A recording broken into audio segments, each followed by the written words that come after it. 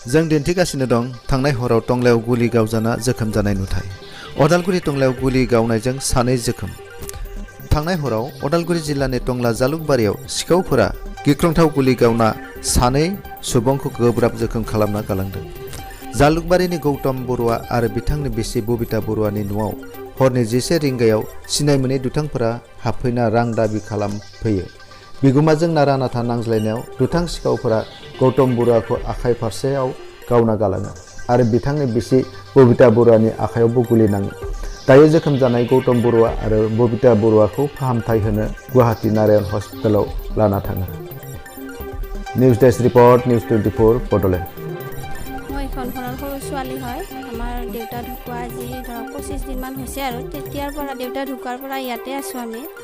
যোৱাকালি ৰাতিও মানে ভাত পানী খাই আমি চবে ৰুমে সোমালোঁ। এনেকৈ দাদাও সোমাল। তাৰপিছত ধৰক খোৱাৰ অলপমান পিছতে ধৰক মোৰ চিলমিল টোপনি আহিছে আৰু বাকীকেইজনৰ বোলে অহা নাই।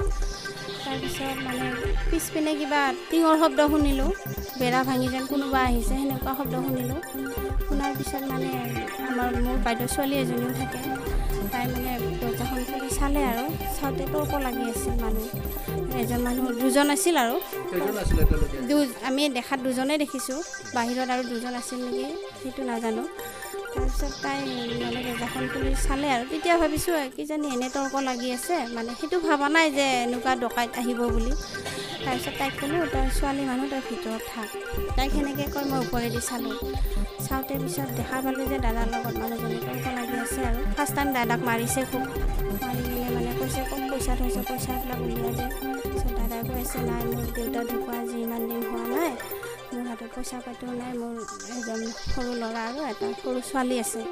তাৰপিছত নাই সি শুনা নাই মানে কৈ আছে। তেতিয়াই মানে মই চাওঁতে দেখিলোঁ যে ভেণ্টিলেশ্যনেদি চালোঁ, আকৌ চাওঁতে পিষ্টলটো দেখা পাই মানে তেতিয়াহে ভাবিলোঁ আৰু হয়তো বেলেগ কিবাহে আহিছে বুলি ওলাই আহিলোঁ আৰু ভয় চয় নকৰাকৈ দাদাক বা কি কৰে বুলি।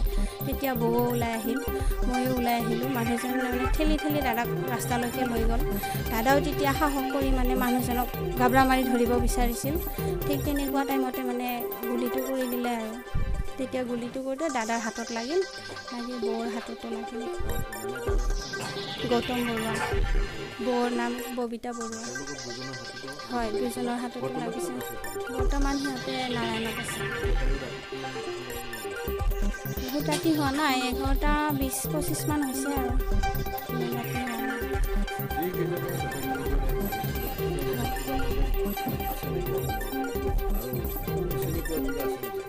চিনাকিটো সেনেকৈ নাই, চিনি পোৱা নাই।